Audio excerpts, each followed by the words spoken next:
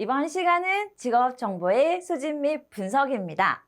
여러분, 우리 직업정보의 수집 및 분석하면은 그저 생각나는 거 수분, 가체, 재축평이죠. 그래서 실제로도 수분, 가체, 재축평 한 개의 정보의 종류해서 미시, 거시 정도만 이 파트에서는 보시면 됩니다.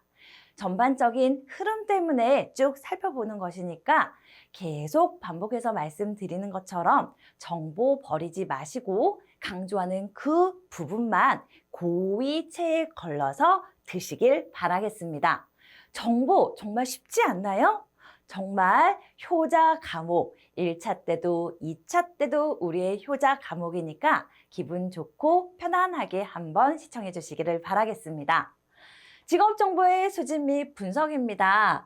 여기에 나오는 것은요, 직업정보라는 것은 직업과 관련된 모든 사실과 자료라고 했고, 여기에서 나오는 것은 정말 우리에게 필요한 고용정보의 개요부터 나오는데, 고용정보라 하더라도 앞에 주어만 바뀌었고, 고용과 관련된 정보, 그냥 붙어 있는 것을 띄워놨네요. 고용과 관련된 모든 사실과 자료, 이렇게 표현해도 좋습니다.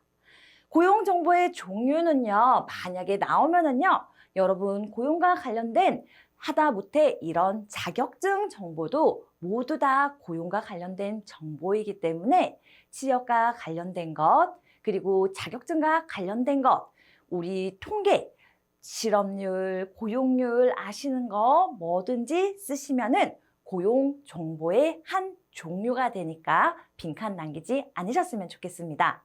아직 나온 적은 없지만 만에 하나 신출에 나온다면 제가 당부 말씀 미리 드리는 것입니다.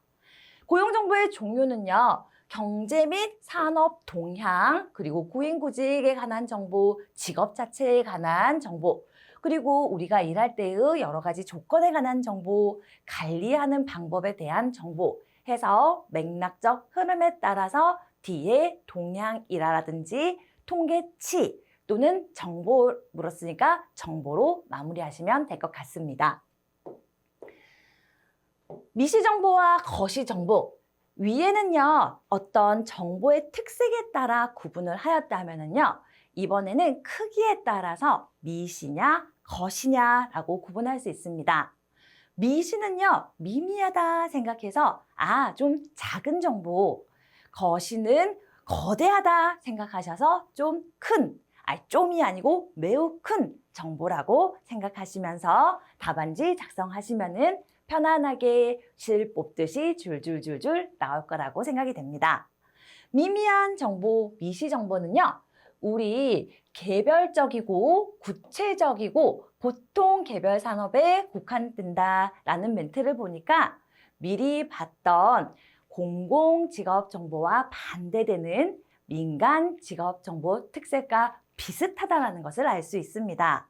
그래서 나는 미미한 정보, 미시 정보 잘 모르겠다, 기억이 안 난다 하셨을 때는 절대로 또 한 번 빈칸은 아니 되었고 무슨 정보요? 민간 직업 정보의 특징이었던 자객제포에서 자의적이고 객 제한적이고 유료이다 해서 유료만 빠지시고 쓰시면은 똑같이 답이다 라고 힌트 말씀 덧붙입니다. 미시정보 개별적이고 구체적이다 쓰셔도 되고 특정 목적에 맞게 해당 분야의 직종에 대한 정보를 제한적이고 선택적으로 제공하고 있고요. 또 이런 모든 것은 고용 정보니까 직업 안정을 목적으로 이 멘트는 여기에 쓰셔도 여기 앞에 쓰셔도 여기 앞에 쓰셔도 다 맞습니다. 그리고 포괄적인 것은 거시정보니까 포괄적이지 못하다. 두 개 비교해서 쓰시오 할 때는 미시정보, 포괄적이지 못하나 가시래요. 거시정보는 포괄적이다. 이렇게 대비되게 써주셔도 전혀 무리가 없습니다. 먼저 거시정보의 특징부터 보면요. 이거는 커요. 클 거자입니다. 그래서 나라에서 어떤 기관에서 만들기 하는데요. 정책 및 법률의 위반으로 연결되는 정보로 포괄적인 산업으로 확장되고 전체, 현재의 노동 시장의 흐름을 보여주는 자료로서 동향 정보와 함께 옛날 것과 미래 것까지 모두 다 포함되어 있다라고 할 수 있습니다. 그래서 한 시기적이고 제한적이고 범위도 그리고 또 그 만드는 사람에 있어서 선택적으로 제공되는 미시 정보와 모든 것이 반대적이고 통계적이면서 여기 정책의 입안으로 연결된다고 했으니까 정책적인 자료로 실제로 제공해 나가며 같은 고용 안정 목적은 똑같습니다. 왜? 이거 지금 고용 정보니까 고용 안정 정보로서 객관적인 기준에 따라 분류한다라는 것. 그리고 전반적인 것이 다 들어있고 과거와 미래 모두를 담고 만들어지는 자료이기 때문에 정보로서 기한이 길며 그 범위가 포괄적이다. 반복되지만 어떤 것 한 줄을 쓰시더라도 그대로 활용할 수 있게 제가 한 줄 한 줄 한 줄 마무리해 나갔습니다. 특징 쓰라고 할 때 고민하지 마시고 여기 여러 줄, 서너 줄 중에서 한 개 또는 두 개 정도만 가져가시면 될 것 같습니다. 시험 문제는요. 특징을 쓰시고 종류 두 가지를 쓰시오도 있고 특징 없이 종류 두세 가지씩 쓰시오라는 문제가 있기 때문에 정리하시는 것은 한 개 정도씩 가져가시고 종류는 세 가지씩 가져가시는데 이 세 가지요? 하고 놀라실 필요 없습니다. 왜? 또 간단한 비법이 있어요. 뭐냐면은 미시정보는 정보로 끝나는 여러분 구직정보, 구인정보, 직업에 관한 정보 아주 뭐든지 정보만 훈련정보, 자격증 정보 다 좋습니다. 정보로만 끝나면은 미미한 정보, 미시정보가 되고요. 뒤에 큰 거니까 어떤 동향이라든지 율 같은 것으로 마무리한다면 그것은 거시 정보가 됩니다. 정말 도저히 모르겠다고 하실 때는 고용률, 취업률, 실업률 이렇게만 쓰셔도 되니까 또 한 번 우리는 빈칸을 남기지 않는 하지영입니다. 같이 하지영 합시다. 넘어가세요. 문제 여러분이 한번 살펴보시고요. 한 줄로 더 간단하게 해놨으니까 꼭 살펴보시길 바라겠습니다. 그리고 누구나 다 알고 있는 1차를 합격했다면 잊을래야 잊을 수 없는 고용정보 생산의 과정입니다.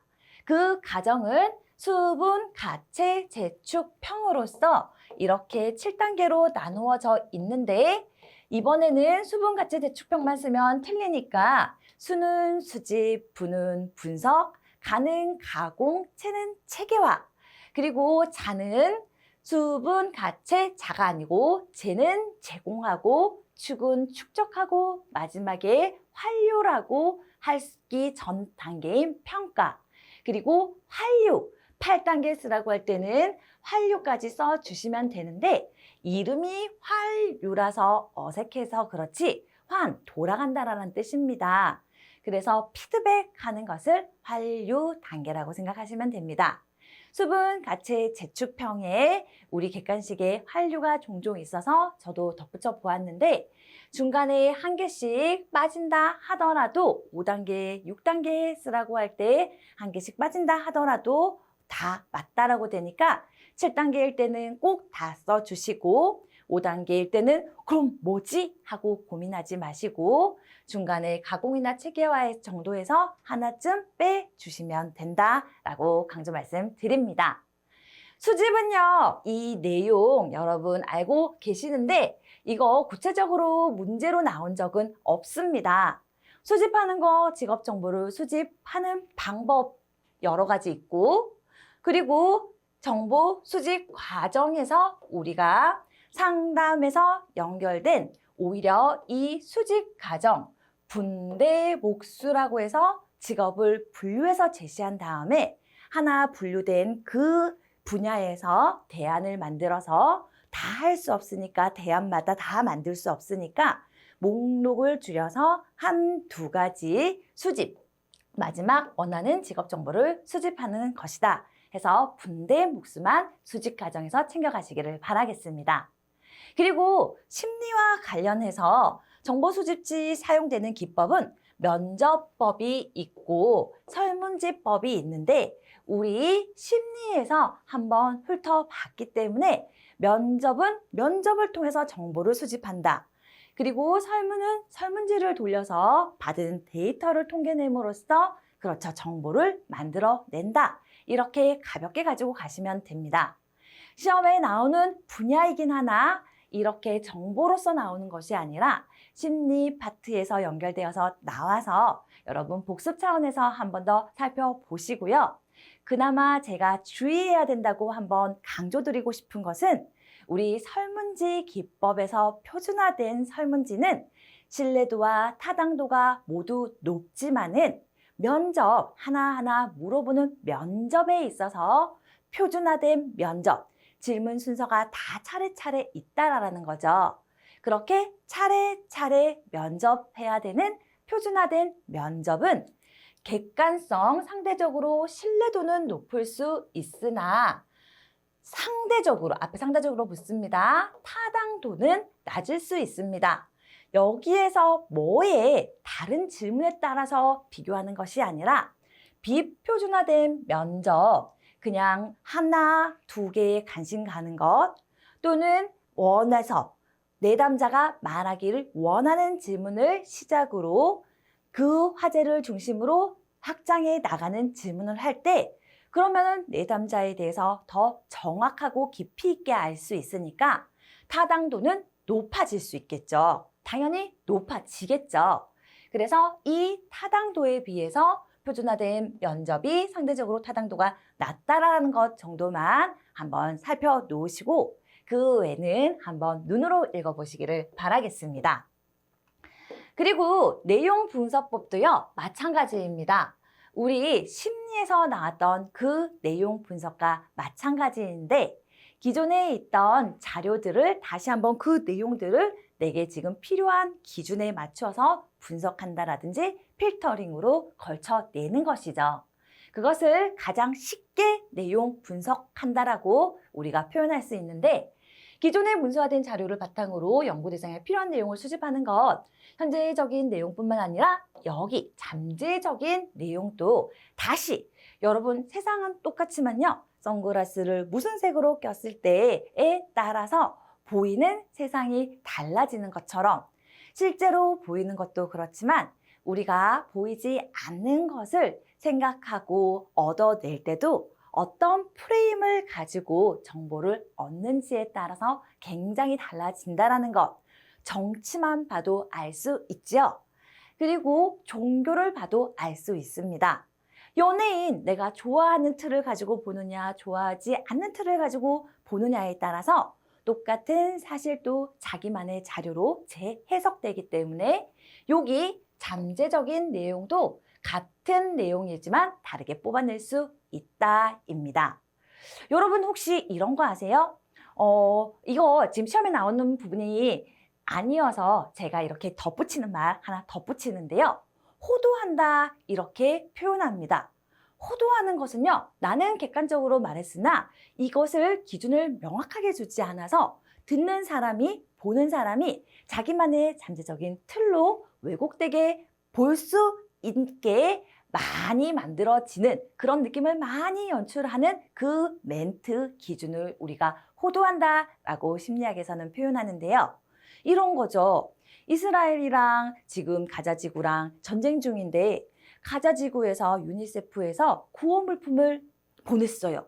근데 그 구호 물품을 받으려고 하다가 그 팔레스타인인들이 300명이나 죽었대요. 그게 뉴스에 났을 때 많은 사람들이 구호 물품을 받으려고 막 모이다가 압사당했나 뭐 어떻게 됐나 서로 싸움이 났나 이런 식으로 뒤에 후작 자기들 마음대로 생각하게 되는데 실제로 요까지만 얘기해도 팩트였어요. 구호 물품을 받으려다 300명이 죽었다. 이까지도 하나의 팩트인데 실은 그 뒤에는 그렇게 모이는 사람들을 보고 이스라엘 사람들이 총살을 했다라는 거예요. 많이 이렇게 하는 것보다 모여있을 때 한꺼번에. 그래서 한 번에 짧은 시간에 폭발물을 터뜨린 것처럼 300명이나 죽게 됐다라는 거죠. 그렇지만 정보를 어디까지 제공하느냐에 따라서 받아들이는 사람들이 잠재적인 내용 그리고 자기만의 인식의 틀로 재해석하게 된다라는 것입니다. 그래서 여하튼 내용 분석법 다시 돌아와서 같은 내용이지만 어떻게 보느냐에 따라서 굉장히 달라질 수 있다라고 강조드립니다. 내용 분석법의 장점은요. 우리 심리에서는 이런 내용은 안 나왔지만 여러분이 한번 보시면은 있던 거니까 정보 제공자가 원하는 대로 하는 것이 아니라 처음에 300명이 죽었다 그까지만 한다라는 것. 반응성이 높지 않고 장기간 이미 있는 거 계속 종단 연구할 수 있고 필요한 경우 또 재조사도 할 수 있고 역사 연구든 소급 다시 한번 가서 우리가 뭐 간다라는 것은 시기적으로 아니면은 다시 한번 연구해 본다는 의미에서 소급 조사가 가능하고 이미 있는 데이터를 바탕으로 하기 때문에 시간과 비용이 절약됩니다. 패널 조사 한 대상을 가지고 시기를 두고 계속해서 반복해서 조사하는 것인데요. 종단 연구가 있고 횡단 연구가 있습니다. 종단 쭉 시간에 일정한 간격을 두고 이때 한번 함으로써 이 아이가 초등학교 때는 어떻던데 중학교 때는 어떻게 변하는구나. 2000년도에는 사람들이 이랬었는데 이 사람들이 이런 트렌드를 가지고 2020년도에는 이렇구나. 종단 연구 설계를 할 수도 있고요.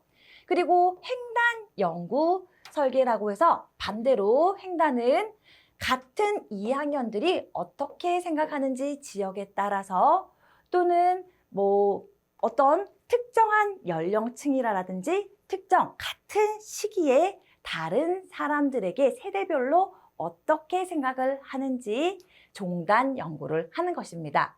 특정한 시점에 여러 집단을 측정하는 방식으로 이것은 그냥 상식적으로 종단 연구, 횡단 연구가 나왔을 때 이해하십사 싶어서 말씀드리는 것입니다.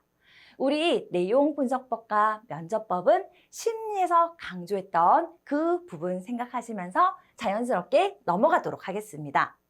정보 수집 시 유의사항 이미 다 압니다. 목표를 명확히 세우고요. 체계적으로 수집하고 불필요한 자료는 폐기하고 당연히 항상 최신의 상태를 유지하도록 노력하기 위해서는 수집한 날짜를 기억해 놓는다라는 거 챙겨 놓으시고 자료의 출처와 저자, 발행 연도, 수집 일자, 금방 말씀드렸던 거 연계된 것 그리고 직업 정보는 특히 직업 정보는 받아들이는 사람, 이용자의 수준 모두 다가 마찬가지지만 특히나 직업 정보는 더욱더 이용자 수준에 준하는 언어로 제공해야 한다는 것 생각해 놓으시기를 바라겠습니다. 수분, 가채, 재축평에서 분석 부분이 있는데요. 분석은 시험에 나온 적이 없어서 그리고 별도로 연계되는 문제가 없어서 이렇게 있다라는 것만 보여드리면서 이 시간 마무리하도록 하겠습니다. 수고 많으셨습니다.